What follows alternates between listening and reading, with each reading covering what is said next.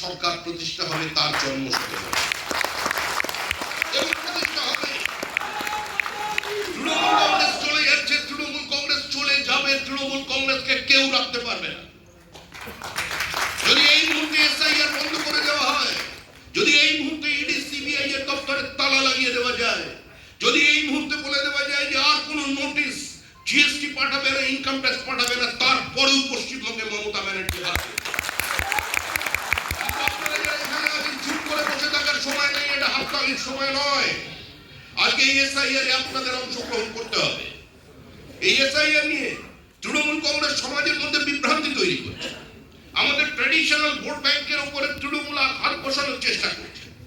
তৃণমূলের এই বিভ্রান্তিমূলক প্রচারে যদি কেউ পা না দেয় তার জন্য সতর্ক থাকতে হবে। স্বামীর বাবা থাকে কোথায়? বাবা থাকে উত্তর 24 পরগনায়, 10 ছেলে মুর্শিদাবাদে, 5 মেয়ে মালদায়। এই পরিস্থিতি হয়ে আছে ভোটার লিস্টে। যখন হিয়ারিং শুরু হবে আপনাদের প্রত্যেককে আপনাদের পবিত্র কর্ম হচ্ছে সেটা। আপনার কোন দায়িত্বে আপনি আছেন, কোন দায়িত্বে নিয়ে আছেন সেটা প্রশ্ন নেই। কোন মন্ডল সভাপতি, কোন শক্তি কেন্দ্র প্রমুখ আপনাকে ডেকেছে কি ডাকেনি সেটা বক্তব্য নয়। একজন দলীয় কর্মী হিসেবে আপনি শ্যামাপ্রসাদ মুখার্জির কথা স্মরণ করে এবং অটল বিহারী বাজপেয়ী এই আজকে শতবর্ষে এই প্রতিজ্ঞা করতে আজকে আমরা এখান থেকে সবাই যাবো।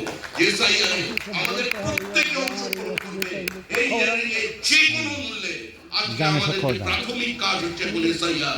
এখন মনে রাখবেন, এসআইআর বিজেপি আর বিজেপি এসআইআর পশ্চিমবঙ্গের ভোটার লিস্টের অবস্থা যা হয়ে আছে। যারা আনন্দ করছেন রোহিঙ্গা কোথায়?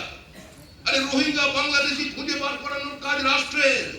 আমরা এখন রাজনৈতিক দলের প্রতিনিধিত্ব করছি, নির্বাচন কমিশন সাংবিধানিক সংস্থা তারা তাদের কাজ করছে, তারা তাদের মতো করে কাজ করে যাবে। আমাদের কাজ হচ্ছে সহযোগিতা করা। শুধু বক্তৃতা আসলে হবে না। আমরা দীর্ঘদিন বক্তৃতা করেছি, বাংলাদেশে অনুপ্রবেশের কথা বলেছি, ডেমোগ্রাফিক চেঞ্জের কথা বলেছি, শ্যামাপ্রসাদের আত্মবলিদানের কথা বলেছি। আমরা দীর্ঘদিন পশ্চিমবঙ্গের এই পোরাস বর্ডারের কথা বলেছি। কিন্তু আজ সরকার আমাদের সে দায়িত্ব তুলে দিয়েছে, সেই কাজকে এগিয়ে নিয়ে যাওয়া আমাদের দায়িত্ব। একটা সময় ছিল 50-এর দশকে সরকার কোনো সিদ্ধান্ত নিত, সরকারি সিদ্ধান্তের বিরুদ্ধে মানুষ আন্দোলন করত।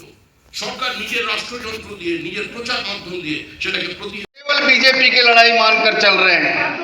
हम केवल इसको पॉलिटिकल लड़ाई मानकर चलेंगे तो स्वाभाविक रूप से कई बार हमको इसका नुकसान उठाना है। ये कोई बीजेपी का चुनाव नहीं है, ये चुनाव बंगाल को बचाने का है, बंगाल के भविष्य का है, एक विकसित बंगाल को बनाने का है। और हम सबके सामने सैकड़ों उदाहरण हैं। बंगाल को अपराध मुक्त करने का है, बंगाल को जो डॉक्टर हिदेही याची डोला यानी इन्हीं आंखों से और इस हम बंगाल काम करें, ज्यादा से जय हो सकता है। क्योंकि कई बार अनुभव आता है कि पिछली बार भी कई सीटों पर हमारे वोटिंग कम हुआ।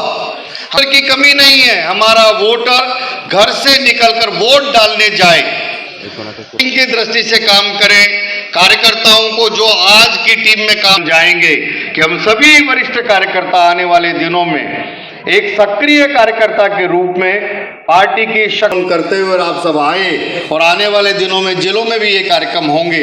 उन सभी कार्यक्रम पार्टी और एक विचार के सैनिक है, योद्धा है।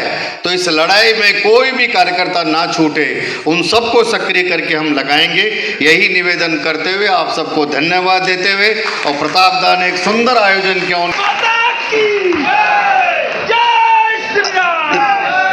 এরপর আপনাদের উচিত যিনি প্রধান দায়িত্বে ছিলেন শ্রী প্রতাপ বন্দ্যোপাধ্যায়।